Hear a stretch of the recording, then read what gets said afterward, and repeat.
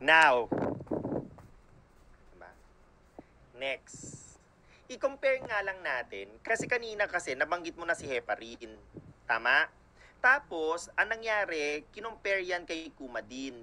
Tapos, kunwari, i-compare natin yan kay, kay, di ba, ang tawag natin dito, anticoagulants eh. Silang dalawa, anticoagulants. Tama? Pero meron tayong tinatawag na thrombolytics. Tinatanong kasi ito eh. Okay? Mabilisan lang, pero alam ko naman pinanood mo na. Ang tanong, sabi natin, tatanda si thrombolytics mo, ito po yung SATs mo. Sinabi, streptokinase, abukinase, okay, your tissue plasminogen activator. Yung kanina, sinulat na natin. Ang tanong, paano daw po natin to binibigay? Ano po daw ang route? Okay? Ang route natin for heparin. Ang route natin for heparin is either sub-Q or IV. Tandaan, pag sub-Q, hindi natin minamassage. Napanood mo po yan, tama? Yes. Ang Coumadin mo naman, guys, tatandaan, oral to. Kaya, eto naman, through IV incorporation. Tama? Kaya kung makikita mo, ang oral, ito usually sa bahay ginagawa. Pambahay na lang talaga yan eh. Tama? Kasi less invasive. Ibig sabihin, gusto natin pag umuwi yung pasyente natin, naka-oral na, hindi po yung naka-injectables pa. Correct? So, ibig sabihin, sino ngayon sa hospital? Ito po binibigay sa mga sa hospital. Okay? Ito po sa hospital din binibigay ito. Ibig sabihin, both your heparin and thrombolytics binibigay sa mga acute care. Acute care. Ibig sabihin, yung binibigay sa bahay, pang maintenance mo na lang. Nagigets? Question. Kung sakasakaling pinag-usapan daw natin ang sub-Q, okay, sub-Q, oral and IV incorporation. Question, gaano katagal tumatagal ang heparin sa katawan? 24 hours. So kung 24 hours lang effect niyan, kinabukasan, kailangan mag-inject ka ulit. After nun, mag-inject ka ulit. After nun, mag-inject ka ulit. After nun, mag-inject ka ulit. Every day. Unless nakadrip. Clear? Now, question. Paano naman po yung Coumadin? Ang Coumadin, tatandaan mo, effective po to after. Effective po yan after 3 to 4 days or 2 to 3 days kamo. Pwede na rin yung 2 to 3 days eh. Pero usually, 3 to 4 days. Clear? Lagay natin 2 to 3 days or 3 to 4 days. Basta nag more than 2 pwede. Clear? Ang usual niyan is, 2 to 3 days ang usual. Okay? 2 to 3 days po ang usual. Pero kung wala si 2 to 3 days, 3 to 4 days pwede din. Clear? Ngayon, ibig sabihin, effective po yan after 2 to 3 days pa. Ito, abrupt po ang kanyang effectivity. Ibig sabihin, pag binigyan kita ngayon, magte-take effect kagad ang heparin. Unlike kang Coumadin, it would take 2 to 3 days bago mag-take effect. Question, can I combine now heparin and Coumadin together? Yeah, Pwede ko bridging. ba siya i-combine? Yes, sir. Bakit? Kasi while you wait, ulit, while you wait for the effect of your, while you wait for the effect of your Coumadin, you can still give heparin. So, ibig sabihin, ang inaantay natin dito, yes, you can combine. Provided, maximum ng 3 days. After 3 days, tanggalin ngayon, more than 3 days, remove the heparin. Kasi gumagana na ang Coumadin. Clear? Clear po ba? Yes? Yes. Question. Sabi natin yung heparin, Coumadin at saka thrombolytics na yan, okay? Ang gusto ko lang pong sabihin sa inyo, sir, meron po ba tayong laboratory data that we need to check for? Just in case na meron tayong heparin, Coumadin at saka streptokinase? Meron. Ang tawag po natin dito is what? Sabi natin yung letter H mo na yan, tingnan mo na lang to. Tingnan mo to guys. Meron kang T, meron kang T. Parang may H ka eh, tama? So you have now this so-called APTT and PTT. Clear? APTT at PTT. Now, sino po yung APTT? Ito po yung tinatawag nating activated partial thromboplastin.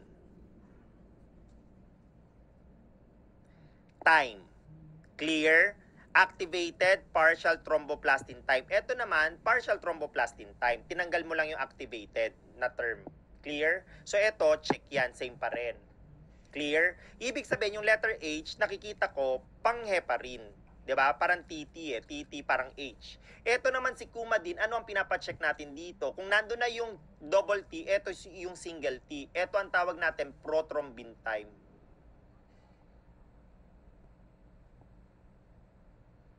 Tama? Yes. Pagdating kay streptokinase at alteplase at saka yung tissue plasminogen activator, wala na po tayong chinecheck dyan. Nagkakaintindihan, wala na po tayong chinecheck dyan. Okay? Now, question. Kung wala na po tayong chinecheck dyan, so mag-concentrate tayo dito kay PT, APTT at saka PTT. Ano po yung normal ng APTT? Ang lumabas kay NCLEX, ang gusto niya 20 to 40 seconds. Clear? Pagka sinabi mo naman na PTT, ang normal natin sa lahat ng tao is 60 to 70 seconds. Clear? Ang normal ko naman po kay kay PT is 9 to 12 seconds. Clear? Guys, bago kayo malito, ang gusto ko lang pong sabihin, lahat ng nabanggit ko normal sa respective normal people. Lahat yan normal sa tao. Clear? Yun nga lang, pag ikaw ay nagte-take na ng heparin, Coumadin, and Coumadin, heparin, pwede bang tumaas yan? Yes. Yun nga lang, pag tumataas yan, kailangan daw po, alam natin yung ceiling, yung pinakamataas. Kasi pagka ikaw nagbibigay ng heparin, Coumadin, automatic, ang mangyayari dito, pataas ng pataas ang value niyan. Pag pataas ng pataas ang value, ang tendency po dito, palabnaw ng palabnaw ang dugo. Pwede ka mag-bleed. That's the main reason I need to get yung mismong tinatawag nating INR. Ano ba yung INR? International Normalized Ratio. When you say International Normalized Ratio, ganito na lang, hindi na may tatanong. Basta i-multiply mo na lang to sa 3. I-multiply mo na lang sa 3 to. Bakit?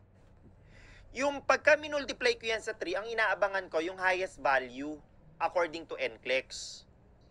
Ibig sabihin yung highest value na hindi pa ako magbi-bleed. Pag to minultiply ko sa 3 sa INR, automatic ang acceptable value hanggang approximately ilan po yan? Approximately 80. Ito naman acceptable value approximately 180. Ito naman approximately 30. Once na ang value na binigay sa'yo sa APTT-PT ay more than that, then you give now antidote as per doctor's order. Clear? Example, naging 80 to. Automatic, magbibigay na po ako ng antidote. Ano po yung antidote as per doctor's order? Or i-report mo yan kasi masyado na mataas. Clear? Magbi-bleed ang patient mo. Ano ngayon ang antidote mo? Protamine. Okay, protamine sulfate. Ito po, pag nag-181, ano po ang normal natin? Hanggang 180 lang sana, no? Yung ating na pinakamataas. So, protamine sulfate din. Ito naman, 30. Pag nag-31, we give now vitamin K. Nagkakaintindihan po ba? So, those are the things that you need to take note of. Kasi, paborito nila yan sa NCLEX. Lilituhin ka. Tandaan mo lang kung kanino yung PT, kanino yung APTT, plus the normal values. You cannot go away with this. Kasi ito yung pinaka-tinatanong niya kay NCLEX. Clear? Kung kailan mo i-stop ang ating drug and give the necessary antidotes as per doctor's order. Clear po ba tayo doon? Yes? Yes! Wow! 'Di ba? Last topic. Guys, may tanong kayo dito?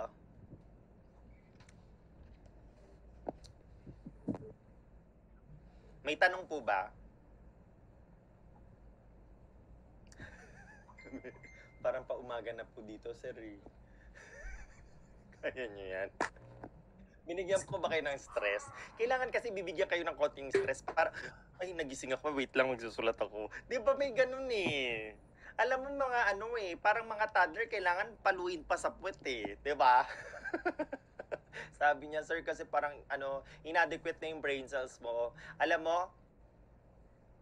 hindi lang kayo naging estudyante ko. For the past 13, pang 13 na kayong batch.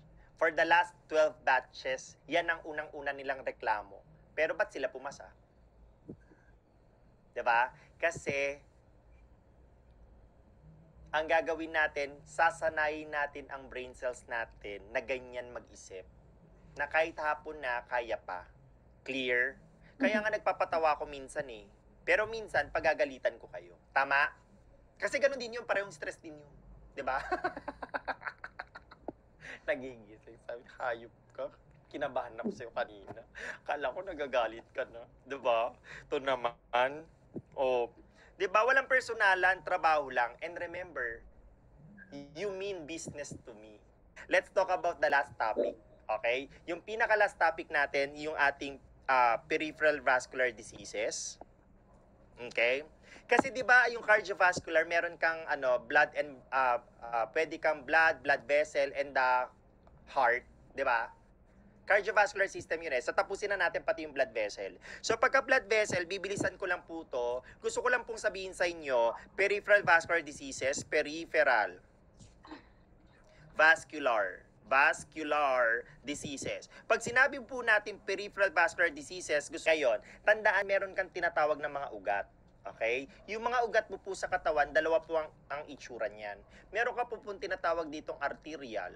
Okay? Meron ka rin pong tinatawag ditong, okay, venous. Veins. Tama? Gusto ko lang pong sabihin sa inyo, yung mga ugat na yan, pwede po yan maharangan ng clot. Clear? Pag naharangan ng clot yan, ang gusto ko lang pong sabihin sa inyo, pag naharangan ang ating arterial or artery, ang tawag po dito is PAD. Peripheral arterial diseases. Clear? Peripheral arterial. Alam mo, sasabihin ko sa inyo, diseases. Alam mo kung ba, eto na nga, sabi natin, meron ka ring venous. Pagka ang venous mo, nalagyan ng clot, ang tawag dito is DVT, deep vein thrombosis, or VTE.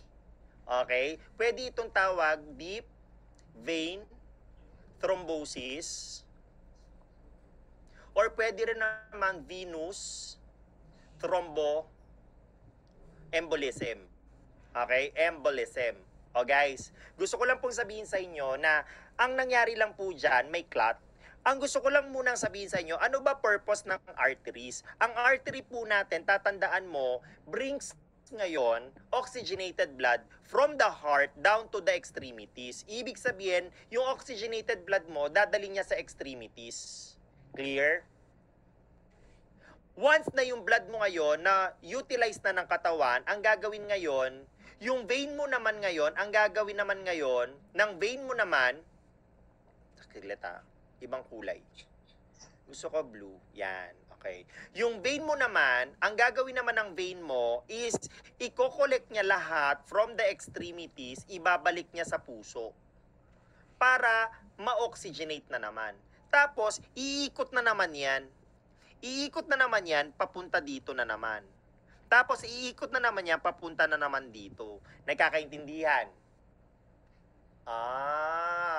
So pagka veins, sabi natin, mangungulekta ng unoxygenated blood. Tandaan, unoxygenated blood. Unoxygenated blood. Ang kukolektahin niya para dalhin sa puso, para maging oxygenated. Pag oxygenated na, i-deliver na naman siya sa extremities. Ibig sabihin, ano ang nangyari sa arteries? Pababa ang dugo from the heart or pataas ng heart? Pababa from heart. Pababa from heart. Sino naman yung pataas from to the heart? Si Venus. Si Venus. O sige, ganito na ngayon. Lagyan natin ng occlusion yan. Tinan mo. Ngayon, ang mga tinatanong dito, ano ang magiging color ng extremities? Ano ang magiging, meron ba tong possible edema? Meron ba tong possible pulse affectation? Meron ba tong possible temperature affectation? Meron ba tong ulcer? Tama? Bukod dun sa ulcer, possible din po ba affected yung mga leg hair natin? Possible din po ba yung mga nails natin yung mga kuko natin sa paa affected. Possible po ba na may pain tayong mararamdaman dyan? And anong position po natin ilalagay ang pasyente natin? Just in case, meron po tayong venous or occlusion or arterial occlusion. Yan po yung 9 na tinatanong ng NCLEX. Ang problema dito, hindi mo po pwedeng memorizein yan. Kailangan intindihin mo. Tama? Kasi lang naman talaga ang iisipin mo dyan eh. Pagka arterial occlusion, ibig sabihin, yung blood hindi makakababa from the legs. From the heart. Ibig sabihin, ito po yung ating ugat. Ito po yung arteries, ito po yung vein. Ibig sabihin, arterial occlusion, arteries, vein. Kunwari, nalagyan to na occlusion dito. Clear? Question, nakababa ang dugo? Hindi. Arterial occlusion yan ha? Hindi. Kaya, ano nangyari ngayon sa oxygenated blood? Nawalan ngayon ng oxygenated blood. Anong kulay niyan? Pallor? Cyanosis? Ano pa? Bluish? Tama? Pale? O, 'di ba? Puro ganyan eh. Kasi wala nga oxygen. Question. Nakababa ba ang blood dun sa extremities? Hindi. Kaya may mag-accumulate ba na dugo sa extremities? Wala. Wala. Kaya negative ang edema. Hindi magiging edematous yan. Okay? Now, kung ang pulso, sa palagay mo, kung ang pulse sites natin nahaharangan, magkakapulso pag may arterial occlusion, wala. Wala. Negative. Nakababa ang blood? Hindi. Hindi. Kaya nung hindi nakababa yung blood, anong pakiramdam niya? Cold. Cold. Kung ako ay magkakaroon ngayon ng sugat dito, nasugatan yan, nakababa ang dugo? Hindi. Hindi. Hindi. May lalabas na dugo dito? Wala. Wala. Kasi nga, wala nga nakababa. Di dry. Dry ang wound mo. Next, ang tanong ko, yung leg hair ko, palagay mo regular, irregular? Irregular. Walang Irregular circle. kasi hindi nakababa ang dugo eh. Tama? So, irregular ang hair growth. Kasi hindi na nourish ngayon ng mismong mga blood na supposed to be, may mga nutrients yan eh. Tama? Yes. Uy, 'di ba? Ngayon, ang tanong ko, yung nails ko, na-nourish ba yung nails ko? No, brittle. No. Kaya, ang nangyari sa nails ko, kung kunwari ka mo, no, eto yung nails ko, ganito na lang. Eto yung nails ko, di ba ganyan yung nails? Paano ba? Pag gandun. Di ba ganyan ang nails? Ang nangyari, naging brittle. Pag naging brittle, nag-angulate. Pag nag-angulate, automatic, nagiging brittle, angulated, nag-angulate yan ha. O. Pag nag-angulate, ang tawag po dito, clubbing. Kaya yung mismong nails mo, club.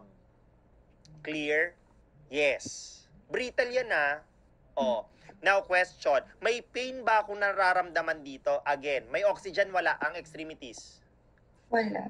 Pag walang oxygen, anong compound ang magpo-produce? Lactic acid. Lactic acid. Ibig sabihin, may lactic acid ba ako dito? Yes. Kaya ba ang problem ko, may shooting pain? Shooting pain. Meron, wala? Yes. Yung shooting pain na yan, tandaan mo, ang tawag intermittent claudication. Intermittent. Shooting pain. Claudication. Claudication, intermittent claudication. Diba? Shooting pain, ganun eh. Shooting pain. Dapat ganun eh, diba?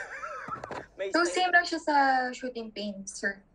shooting pain. Intermittent claudication. Ngayon, ang tanong ko, nakababa ang dugo? Hindi. Hindi. Kaya anong mangyayari? Anong position mo ilalagay yung legs? Dependent, elevated? Dependent. Dependent. Ito tayo eh. Elevate. Pag mo na i-elevate, ito naman, in-elevate mo, di lalong hindi bumaba yung dugo. Okay. Ayan eh. Sabi ko sa inyo, ano sabi ko sa inyo? Answer the question not by familiarity of words, but by concept itself. Intindihin. Logical ba yung itatapon ko? Hindi. 'Di ba? Kasi minsan gusto nating sumagot eh, kaso ang problem nga, anong nangyari? Sanay tayo, ay familiar ako, palaging elevated legs eh, tama? Yung pala, hindi pala lahat ng elevation of legs ay normal. Mali, tama? O, dapat dito, dependent. Correct? Kaya. O, kaya. Ang kagandahan dito, kabaliktaran lang yung kabila. Tinan mo ah. Diba? Tama ba? Kabaliktaran lang to kabila eh. Tinan mo to ha. O, tinan mo to. Ito na naman yung paa mo. Diba yung paa mo ganyan, tapos minsan dot na lang yung nasa dulo niyan eh. Diba ganyan yung paa mo? Diba? Dot na lang yung kuko mo. Sabi niya, grabe ka sir. O, ganyan yung paa mo. Ngayon, ang nangyari ngayon dito, ito yung arterial occlusion. Ito yung venous mo. O, ibig sabihin, kung ito ngayon yung arteries mo, ito yung vein mo, ang occlusion mo, nandito naman sa venous.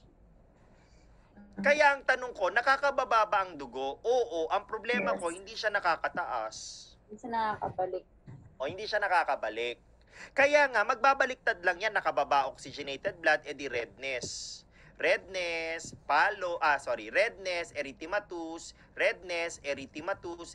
erythematous, or po pwedeng meron kang rubor, or po pwedeng brownish color. Minsan kasi brownish ang description niya eh, brownish. Okay? Color. Kasi ibig sabihin, medyo may pagkapamilya ng red yan. Next tayo, may edema ba akong mangyayari dito? Nakababa ang dugo pero hindi nakaakyat. Kaya, positive. Ang tanong ko ngayon, ano yung pulso? Di malamang nakakababa yung dugo eh. Malakas. Positive. Ano ngayon ang aking temperature? Di warm. Warm. Basta venous, warm yan. Ang ulcer ko, gangrenous, wet. Tama? Kasi ang daming dugo eh. So, pwedeng maging gangrenous. Ang leg hair ko, ayun ang kagandahan, regular ang hair growth. Regular. Kasi nga, nakakababa yung mga oxygenated blood. Tama? Question, ano ngayon ang nail ko? Normal nail. Question, ano yung pain ko? Guys, di ba hitik na hitik to? Hitik na hitik?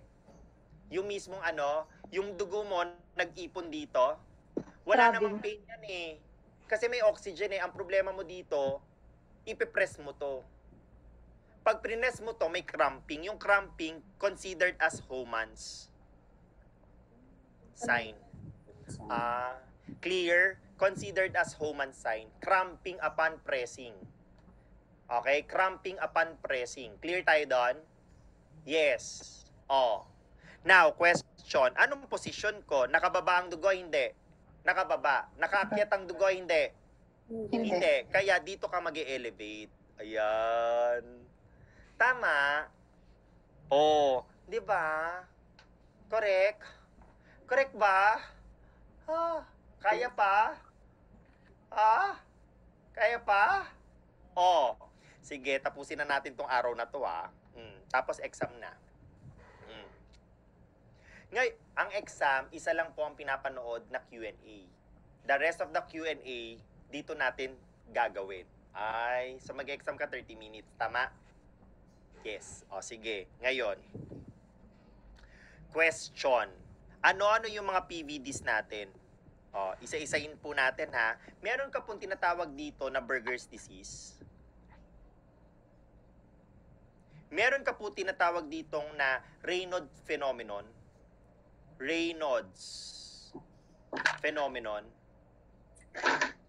Or Raynaud's disease, Raynaud's phenomenon, or meron kang tinatawag ditong atherosclerosis obliterans. Atherosclerosis obliterans.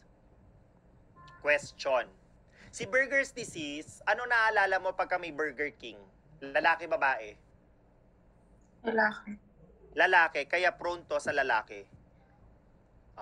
Burger King tama? Burger King. Buerger's disease, Burger King. Diba? King. Wala ka namang Burger Queen eh. Nakakita ka na ba nun?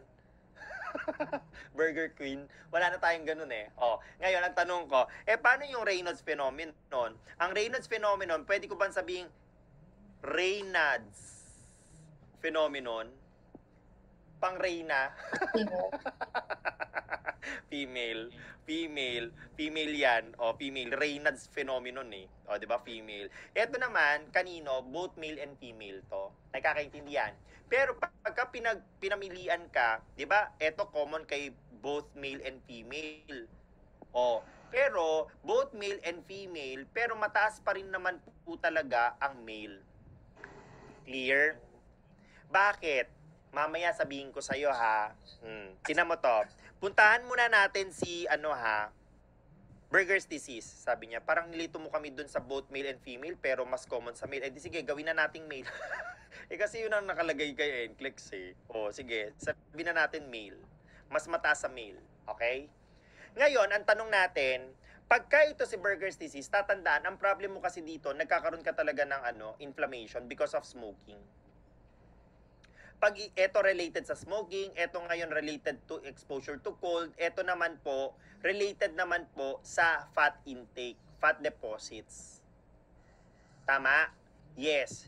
Tatandaan, atherosclerosis means what? Fats. Fat plaques. Clear? Obliterans all throughout the body meron. Obliterans. Guys, wag kayo malilito dito kay atherosclerosis obliterans ha. This is also known as thromboangiitis obliterans. Pareho silang obliterans kasi extremities nga ang affectation. Okay? Yun nga lang, si thromboangiitis, ang nangyayari kay Berger's disease to, another term. Clear? Now, question. Kung ito ay smoking, guys, tatandaan ha, ang problem kasi natin dito, ang smoking kasi is meron siyang vasoconstricting effect. Okay? Vasoconstricting effect. Okay? May vasoconstricting effect. Etong cold, meron na naman tong vasoconstricting effect na naman. Tama? Ito naman, meron na namang vasoconstricting effect. Yun nga lang kasi because of fat deposits. Tama? Ito naman, ang nangyari, kaya siya nag-vasoconstricting effect. Vasoconstricting effect is because yung cold natin, nagkukos ng vasoconstriction. Ito namang smoking mo, yung mga nicotine, tar, yung mga chemicals mo, nakakakos na naman ng vasoconstriction. May effect siya. Ito naman, yung fat deposits mo, malamang kung ito na naman ang ating ugat, nalagyan to ng fats, automatic, parang nagko-constrict din ang ating ugat. Clear? Yes? Do you agree? Yes. Yun nga lang, ang problema natin kay smoking, marami tong chemicals. Yung chemicals natin dito, hinahatak ngayon sa lower extremities because of gravitational pull. Clear? Ibig sabihin, pag tinanong ka, ano ang most common area being affected by your Berger's disease? Lower extremities. Tanong ko, normal ba na may chemical dun sa lower extremities? Hindi. So kung hindi pala normal na may chemical ka sa lower extremities, question. Anything that deviates from normal anatomy and physiology, ano mangyari? May stress pa. May inflammation. Kaya anong problem niya? Inflammation. Yun nga lang, yung nag-i-inflame po natin dito, blood vessel. At yung blood vessel natin, pwede po yung arteries, pwede po yung vein. Kaya kung ito ay sobra-sobra na ang kanyang vasoconstrict, pwede ba magkaroon ng arterial occlusion or venous occlusion? Yes.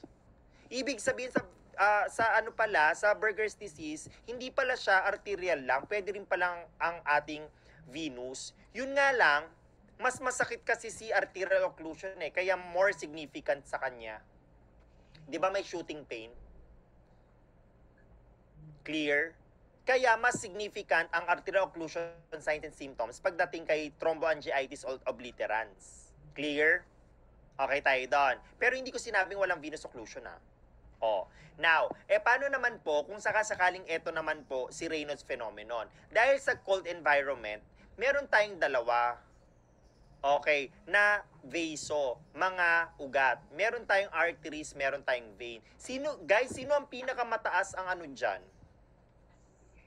Sino ang pinakamataas ang pressure sa loob ng ugat? Yung arteries or vein? Arteries. Very good. Mataas ang pressure neto. Kaya nga, once na nilagay mo ang ugat natin sa ating cold environment, yung arteries natin, hindi pumapayag na i-constrict mo siya. Kaya ano nangyayari? Nilalabas ng arteries, pinapasok ng cold, nilalabas ng arteries, pinapasok ng cold, nilalabas ng arteries, nag-i-spasm siya. Kaya ang tawag dito, arteriospastic disease. Clear? Question, paano yung vein? Uy, wala. Compliant yan. Magko-constrict lang yan. Clear? Magko-constrict lang siya kasi mababa nga yung ano niya eh. Mababa ang kanyang, what you call this? Yung kanyang pressure sa loob. Clear? Kaya, ang problem ko po dito kay Raynaud's phenomenon, it's more of the arterial rather than the venous. Clear? Kasi compliant lang ang ating venous. Susunod lang siya sa kung anong gusto ng cold. Clear? Clear po ba? Yes. Pag tinanong, sir, ano po yung most common area na affected by Raynaud's phenomenon? Upper extremities, lower extremities. Guys, tandaan. Ano ba ang karaniwang nabababad sa mga malalamig na tubig? Kamay, nagugas ka ng plato, nagugas ka ng pinggan, tapos pinggan na plato pa. Tapos nagugas ka rin ng kaldero, pwede naman din kaldero. Tapos nagpa-plancha ka pa, tapos after nun pupunta ka pa sa CR. Pagka nag-CR ka pa, alam mo 'yon, kumbaga maglalaba ka naman. Ibig sabihin yung kamay po talaga natin prone talaga na mababad sa malalamig na tubig, lalo na kung nasa US, tama? Yes? Yes. Kaya nga ang problem natin dito, 97% upper extremities, 3% lower extremities. Clear? Pwede naman both. It's just that 97 upper. Clear? Yes. Now, question. Puntahan ngayon, wala po tayong venous dito ha. Wala po tayong venous ha. Okay, wala po tayong venous. It's more of the arterial ang problem. Clear? Next, atherosclerosis obliterans, yung mga fats po na kinain mo, anong ginawa mo ngayon dito? Ngayon, napunta po sa arteries, napunta po sa veins. Kaya nag-occlude sa arteries, nag-occlude sa vein. Kaya ang tanong, anong signs and symptoms? Both arteries and veins are affected depending on the signs and symptoms it's going to give you. Clear? Dapat alam mo yung signs and symptoms. Ano yung signs and symptoms? Yan po, yung sinulat natin. Kasi papa-identify sa'yo eh. Ano yan? Arterial or venous occlusion? PAD ba yan or DVT? Clear? Ganon ha, papa-identify yan. Ngayon, ang tanong natin, guys, konting kapit pa, konting push pa, patapos na tayo, kaya mo yan. Ngayon, ang tanong natin, sabi natin, sir, ano po ang possible nating gagawin dito? Okay. Ang possible po na gagawin natin dito, tatandaan, magpakuha tayo ng lab data. Dito ko na isisingit yung lab data ha, gagawin ko ng red. Ang lab data natin, pagdating kay Buerger's disease, sabi mo kamo may inflammation. Pag may inflammation, gusto ko lang pong sabihin sa inyo, ang nilalabas po nila dito is what you call as ESR. Erythrocyte sedimentation rate. Erythrocyte sedimentation rate. Ibig sabihin, ito ay aalamin niya kung gaano kabilis or gaano kabagal ang erythrocytes na mag-sediment at the bottom. Clear? Pag ikaw ay may inflammatory process, meron ka syempre fibrinogen, may mga may mga lumalabas kang parang mga glue. Kaya it's easier to settle down. Okay? Kaya pagka the faster, okay, yung pagsasettle niya, the higher the chance na ikaw ay merong inflammatory process. Ang tanong ko lang po sabihin sa iyo, yung ESR po natin, ano po ang normal? Sabi natin, normal is 0 to 15. May nadagdag na naman, MMHR. May nadagdag na naman sa laboratory data. May memorizein mo na naman yan. Ngayon, ang tanong ko, 0 to 15. Ano po ang reportable? More than 20 is a reportable sign. Kung undiagnosed pa. Pero pag sinabi may Buerger's disease, which of the following is a reportable sign? Nilagyan ka ng more than 20 mmHg. Reportable hindi? No. Hindi, kasi Oh, expected. typical. Typical Typical. siya. Typical sa Buerger's disease. Clear tayo doon. Basta sinabi sa sinabi na may Buerger's disease na. Typical na yan. Clear? Yes. Guys, ano po ang lab data ko pagka Raynaud's phenomenon? Wala po tayong... Ay, guys, nakalimutan ko. Meron pa pong isang pinapa-check dito. Ang tawag po dito is what you call as your C-reactive protein. C-reactive protein. Yung mga C-reactive protein na yan, lumalabas yan, basta eto na lang code mo, yung C, gawin mo na lang siyang chronic. Ibig sabihin lang, meron kang chronic inflammation. Yun nga lang, hindi ko alam kung nasaan yung inflammation na yan. Clear? C-reactive protein. Okay tayo doon? Ano ang normal? Ano ang normal ng C-reactive protein? Sabi natin, 0.3 to 10 milligrams. 0.3, 0.3 to 10 milligrams. Okay? Per liter. Yan po ang normal. More than that, reportable. Sa mga taong hindi pa diagnosed. Clear? Yes. Yes. Kayang-kaya? Yes. Sabi niya, paano niya nagagawang hindi siya umiihi? Ito na nga. So, sabi, Sir, eto po, paano naman po kung sakasakaling atherosclerosis obliterans, may lab data po ba ako dyan? Yes, meron din. Ay, syempre, fats ang pinag-uusapan, kaya anong pinapakuha? Di cholesterol. Lipid profile. Tama? Yes. And lipid profile, very good. Ibig sabihin, ano po yung cholesterol level natin na total? Ang normal po natin is less than 200. Yan po ang normal natin. So, pagka nag-more than 200 milligrams per DL, that becomes now very high. Clear? May acceptable tayong cholesterol, ha? Kasi kailangan mo yung cholesterol, kasi gumagawa ka ng cells. Ang cells mo kasi, primarily, may cholesterol sa gilid nun. Kaya kailangan mo siya in the production of cells. Yun nga lang, ayaw natin na mag-more than 200 yan. Kasi, maghaharang sa ugat, 'di ba? Nagpa-plaque formation. Ayaw natin nun. Clear? Meron din po tayong tinatawag na low density lipoprotein. Okay? Pag low density lipoprotein, ang gusto ko lang pong sabihin sa inyo, ito po yung bad cholesterol. Bad cholesterol. Pagka bad cholesterol, ang normal is less than 180. Guys, mga normal lang binabanggit ko dito, less than 180, less than 200. Clear? Milligrams per DL. Ngayon, pagka sinabi ko naman po na triglycerides, another type ngayon ng ating cholesterol. So, si triglycerides naman po natin, ang normal is less than 150 milligrams per DL. Clear tayo doon? Yes? Yes. So, ibig sabihin, lahat yan more than. Lahat yan more than. Reportable if undiagnosed. Clear? Kasi lahat po yan naiipon po sa ugat. Clear? Yes? Kaya pa? Yes. Question. Nursing diagnosis for all. Sige. Okay? Sige. Diet, lifestyle modification or diet modification. Nursing diagnosis for all. Nursing diagnosis, Nursing diagnosis natin. Sir, una sa lahat, may pain tayo. Pangalawa, meron tayong tinatawag na altered Tissue perfusion. perfusion. Yun nga lang, wala ka naman magagawa dyan kasi wala ka nang, ang hirap naman i-reoxygenate nung mismong extremities na walang perfusion. Tama? Unless surgical procedure, iba-bypass mo. 'Di ba? So, pwede magkaroon ng bypass. For example, ito yung may harang. Ang gagawin ngayon ng doktor, ang gagawin niya, maglalagay siya ngayon ng port dito. Mga ugat din yan.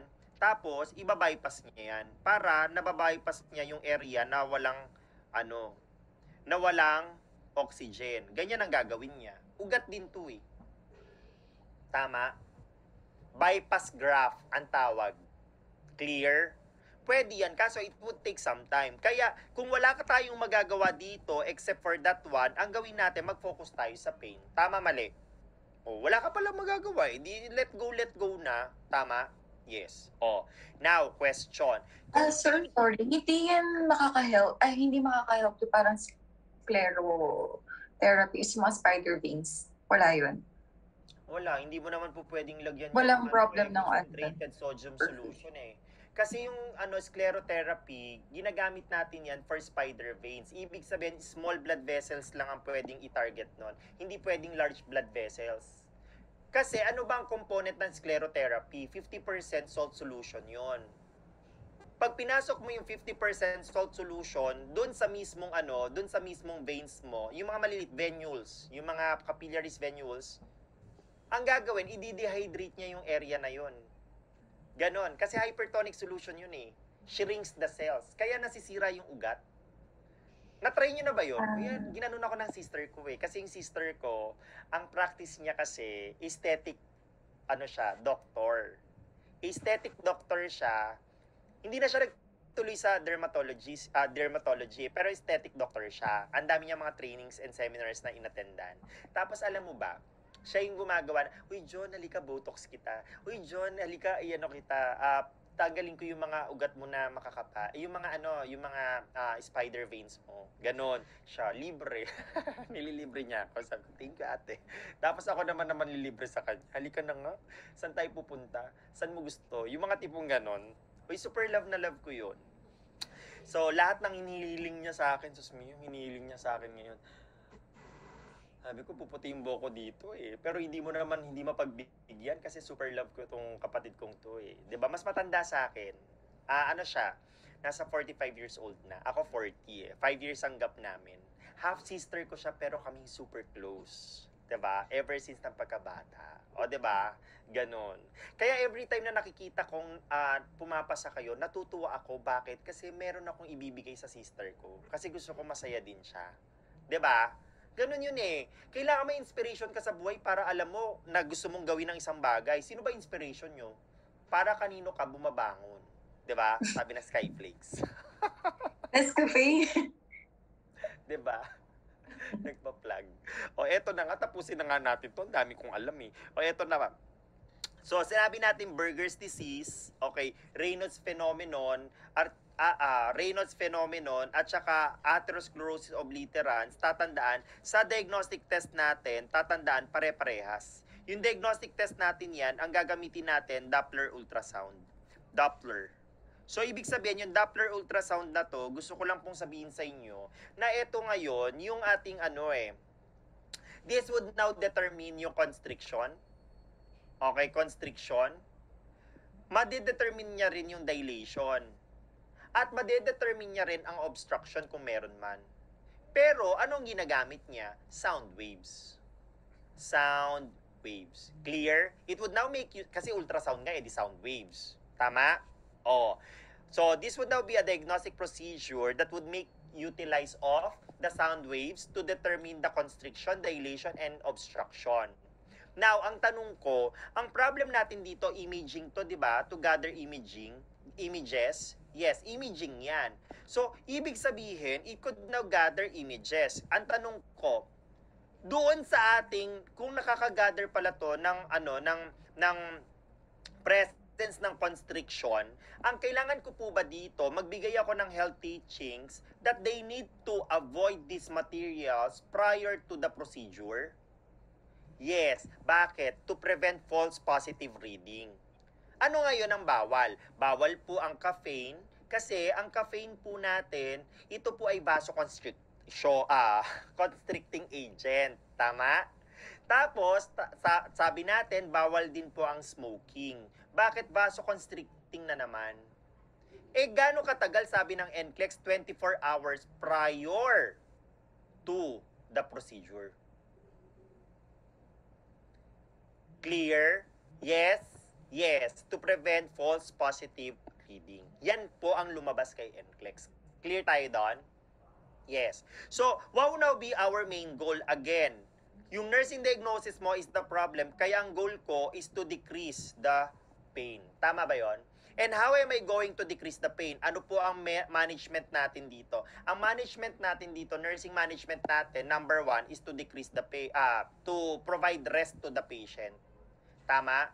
Syempre, pagka rested ka, minsan nababawasan ng konti yung pain. Tama? Tapos, kailangan lang daw po low salt, low fat diet, and low cholesterol diet. Tama? Bakit? Para targetin mo si atherosclerosis obliterans. Actually, sa lahat naman talaga, yan ang sinusunod natin. Wala naman tayong sinabing high fat diet eh. 'Di ba? Taasan mo yung fat mo Unless nakiketogenic diet ka. Tama? Nakikito. Bahala ka sa buhay mo. Magkakaroon ka niya ng fatty liver disease. 'Di ba? Kito-kito ka pa dyan. Mag-exercise ka na lang para pampapayat. 'Di ba? Ketogenic diet. Kainin mo lahat ng fats. Tapos, i-starve mo yung sarili mo for how many hours. O, bahala ka. Magkiketone formation ka dun. O, discuss natin sa takdang panahon.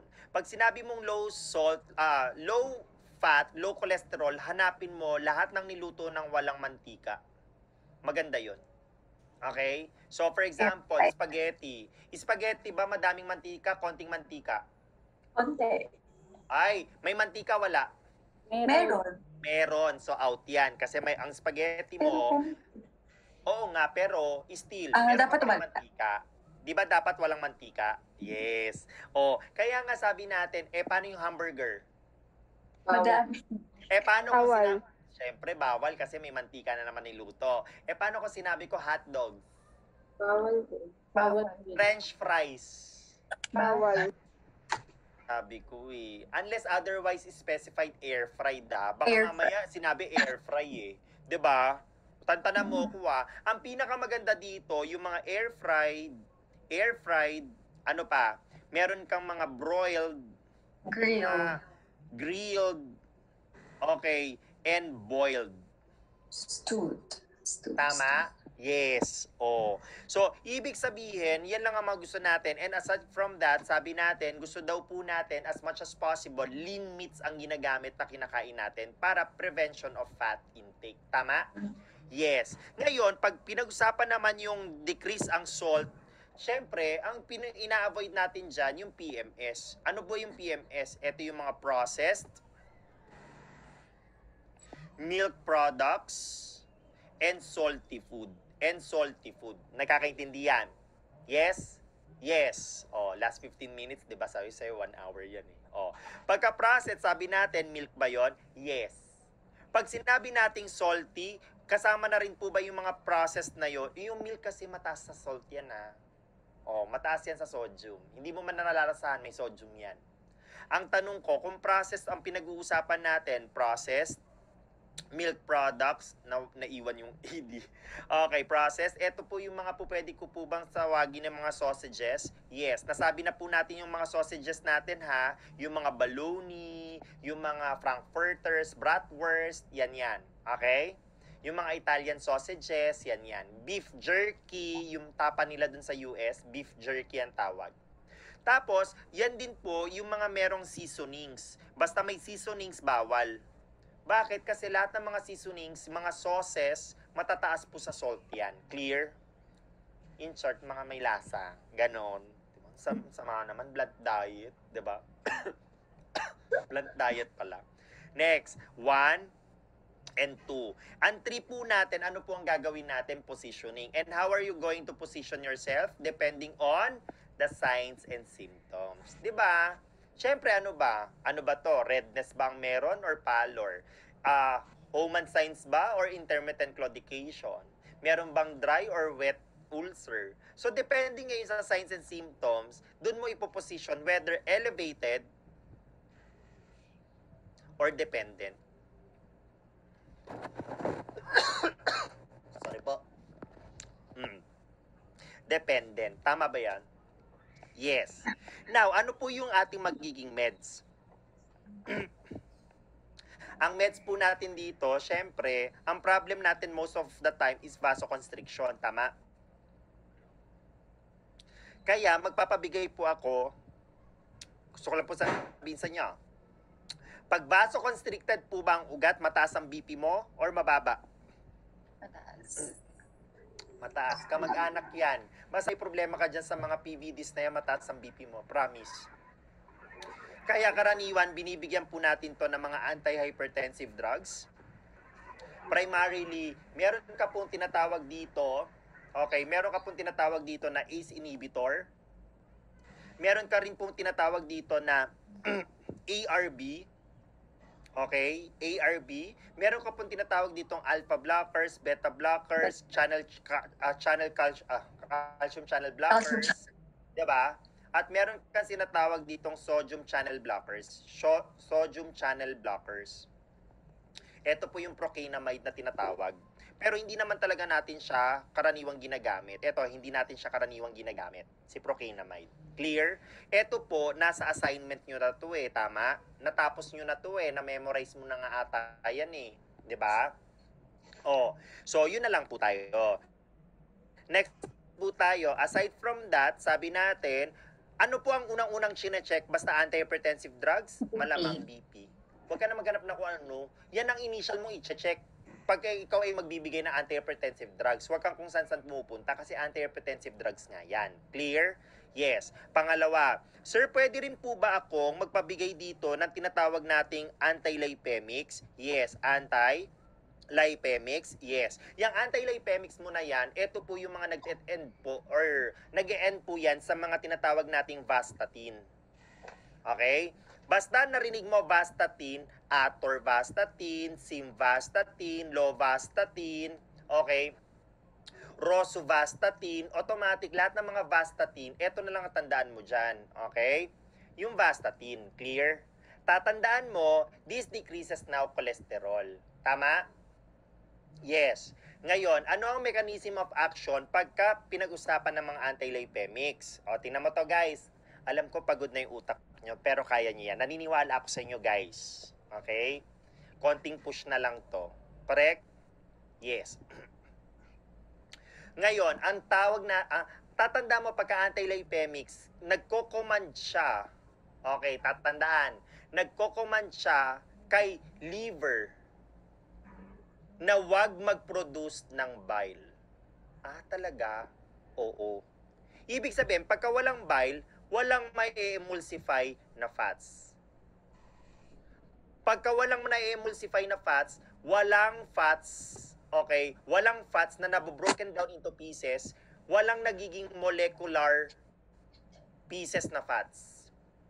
Kaya kung walang fats na molecular na, maliliit na siya, walang na-absorb sa GI tract. Clear? Kasi malalaki eh. Naiiwanang malalaki yung fats. Clear? Kaya nangyari dito, wala kang molecular fats, anong meron ka? Big fats. Fatty material. Kaya, saan ngayon lalabas? Ano ang common side effect niya? Ang tawag mo dito, steatoria.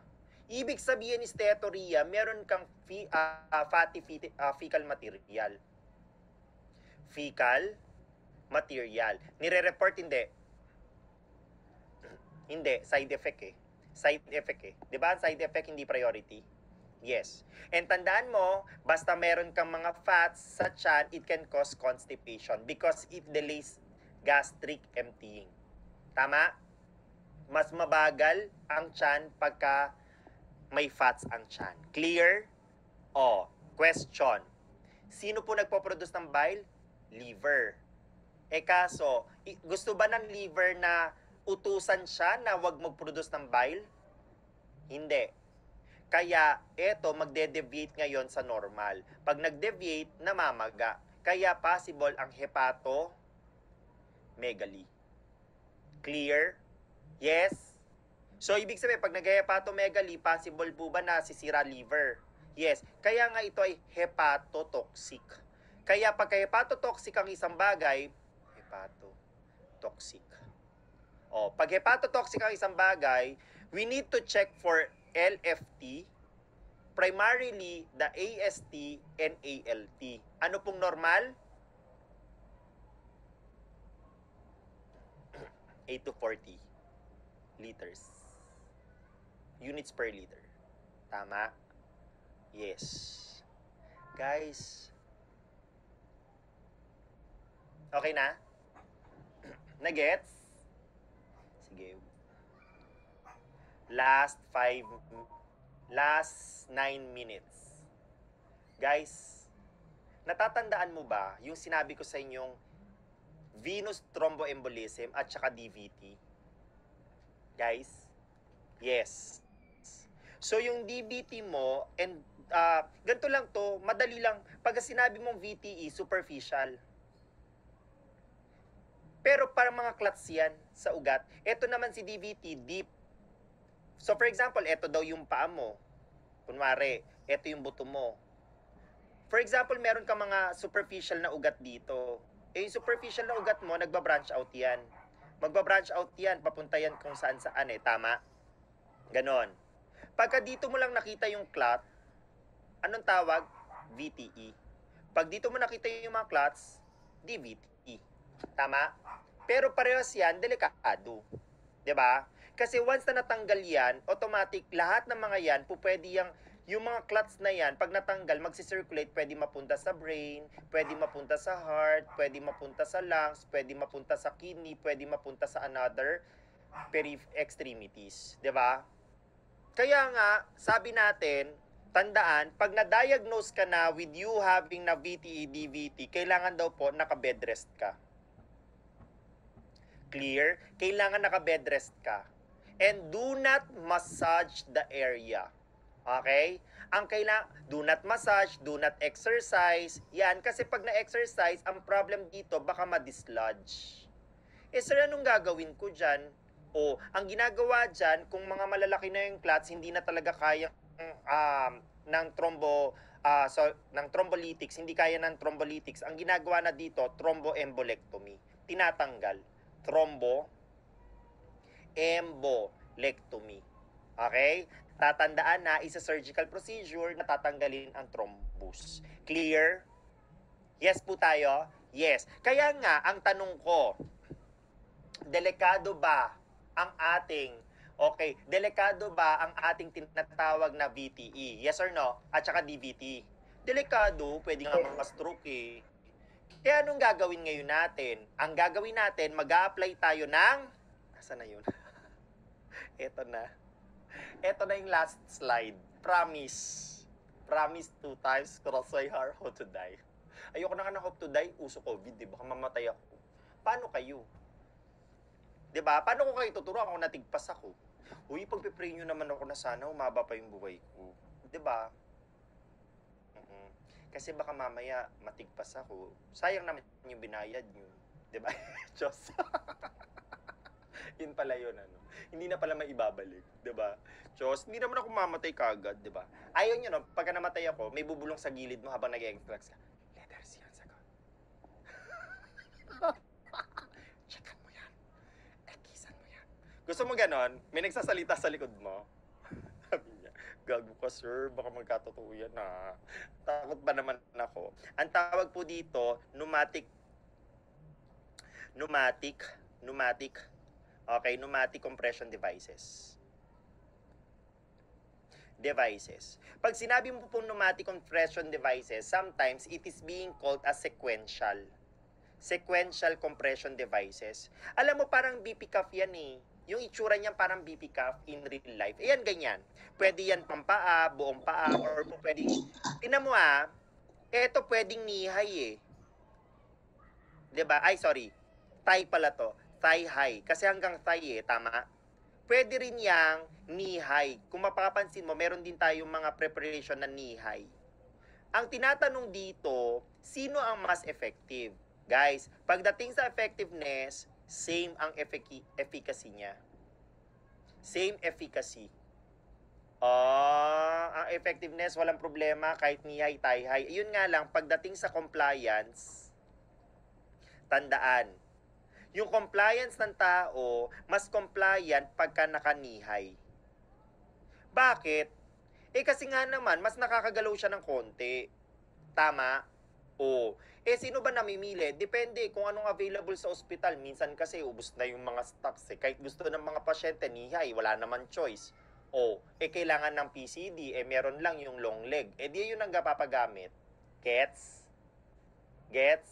Yes. Pareho naman po talagang yan. Okay? Pareho naman po talagang effective yan. Clear?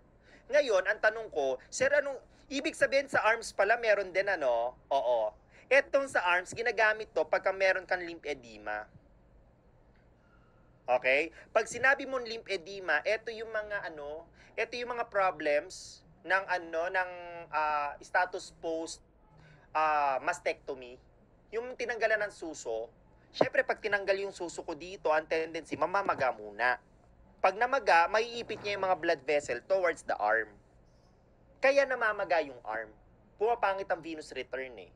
Tama? Kaya ano po ang ginagawa? Ginagamitan ng sequential compression devices. Ay, may ganun pala. Kasi ang na-experience ko lang sa ospital, yung sa legs. Pero sa NCLEX, meron pang arm. Wow. 'Di ba? I-discuss natin yung mastectomy tomorrow. 'Di ba? Sunday! My God. Sunday morning makes me shiver. Uy, excited na ako kasi uwi kami ng Laguna ngayon. 'Di ba?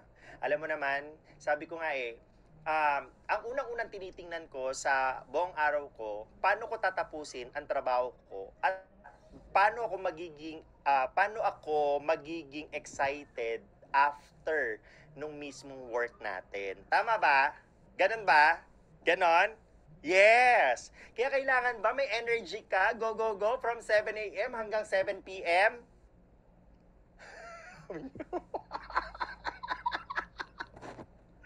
Eto si Cheng, naranasan niya na to eh. Kasi doon sa loob ng klase di ba? Walang uwian hanggat hindi tapos eh. Ano ka? Uuwi ka, hindi tayo tapos? Hindi ko kayo dadayain. Kung kailangan yung matutunan ng isang bagay, ibibigay ko sa iyo yan. Actually, pwede ko nga kayong dayain eh. Yung mga tipong 8 hours lang, minsan gawin ko nga 7 hours lang eh. Maraming iiyak dito, sir. Maraming iiyak. Maraming iiyak pagka Hindi na kayanan. hindi na kayan. Kaya mo yan. Kaya mo yan. Maniwala ka sa akin. O, di ba? Eto na nga. So, sinabi natin, eto po ay meron po yung plug. Yung machine mo, may plug po yan. Kaya tandaan, kung meron po yung plug, wag po sanang ilagay sa mga wet area. Alam mo kung bakit? Kasi kung ito ay nasa wet area, baka makuryente ka, ate girl. Kaya ang ginagawa, nire-remove yan. Pwede mo naman yung i-remove. Remove pag maliligo, remove basta pagka mababasa, i-remove yan. Pero kailangan ibalik kagad. Ibalik kagad.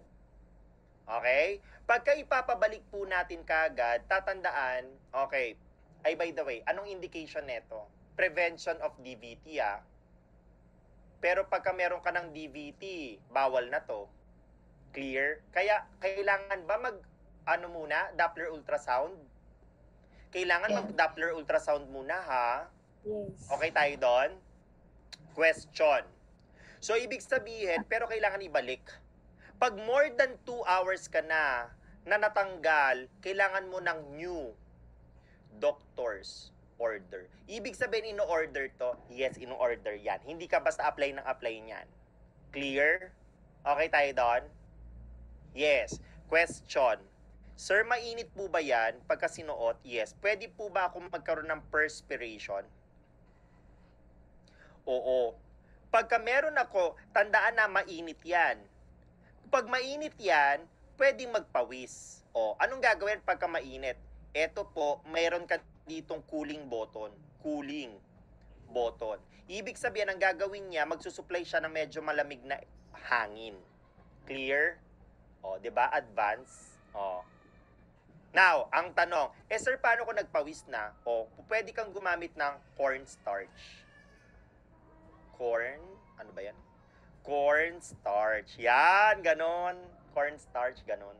O, nakakaintindi yan. Now, ano ngayon ang effect ng ating machine? Yung machine, siya ang magsusupply ngayon ng hangin dito. So, parang ibig sabihin, mag-i-inflate siya, magde-deflate. Mag-i-inflate, magde-deflate. Mag-i-inflate, magde-deflate. Pero paano siya nag-i-inflate-deflate? Tandaan, ang kaya lang ipasok ng hangin is about 30 to 40 mmHg. Ganyan lang kataas ang pressure. Kaya nga pwede yan sa lymphedema eh. Pero kung ikaw, kukuha ka ng BP sa mga may lymphedema, bawal. Kasi ang taas ng pressure no, nasa 160, 180. Tama? Tama? Yes. Masisira yung mga blood vessels mo kasi fragile sila eh, may edema eh, tama? Ganon. So, ang kaya lang, 30 to 40 lang, kaya pwede yan sa mga lymphedema. Gets? Yes. Ngayon yan, 30 to 40 mmHg, kailangan daw po mag-inflate yan Okay? After ng inflation, tatandaan sabi ang inflation niya is every 11 seconds tapos madi-deflate. Tapos magi-inflate na naman, 1, 2, 3, 4, 5, 6, 7, 11. Tapos magi-inflate na naman, 30 to 40, 1, 2, 3, 11. Gumaganon yan. So, yung inflation niya is every 11 seconds. Nakakaintindihan. Pina-select all that apply yan. Nakakainis may mga ganyan ng tanungan. Select all that apply. Which of the following is true about this? Question. Ang tanong ko ngayon, paano ko malalamang right fit ngayon yan? Tandaan, malalaman ko kung right fit ang aking sequential compression device if I can insert my 2 fingers in between the cuff and the legs. Kailangan may mai-insert ka, just like in your ordinary BP. Tama? Tama? Yes. Ibig sabihin, na-adjust ko ba yung luwag niyan? Oo. Kasi minsan nag-i-edematus yung legs. Kaya pag na-edematus, kailangan i-adjust mo ulit. Kaya nga, para malaman ko po na tayo ay normal ang ating sukat, kailangan every 8 hours, chine-check ko yung neurovascular check. Clear? Tinitingnan ko yung edema dun sa area every 8 hours. Every shift po ng 8 hours dapat chine-check siya. Nakakaintindihan? Kasi anytime na ito ay sumisikip, ang problem, syempre, nag-e-edematus, pangit. Tama? Sisikip, hindi na magiging effective yung inflation. Correct? Correct. O, ganun ha. Kaya every 8 hours. Ang gusto ko lang pong sabihin sa inyo, pag to tinanggal, every second, okay? Every minute, sabi mo sa sarili mo, every minute, pag to tinanggal, every minute, sabi mo nga, all together now, every minute, ganon, every minute, may risk ng clot formation. Clear? Kaya nga, what more kung more than 2 hours na? 'Di ba? Kaya every minute, pwede ba siyang magkaroon ng clot formation pagka tinanggal to? Pwede, kasi yung mga nilalagyan nito high risk Kaya nga, may risk siya, pero ano yung threshold natin? More than 2 hours na natanggal, anong gagawin? New doctor's order. Ng new doctor's order. Nakakaintindihan po ba? Guys, last na lang, question. May kordon. Kung may kordon, pwede ka maglakad-lakad. No. We discourage. Tandaan, discourage. Ano ba yan? Discourage. Okay. Walking. Bakit? Kasi baka ma-fall ang patient. Tama? Tama? Yes. Okay po ba tayo doon, guys? Guys, did you learn today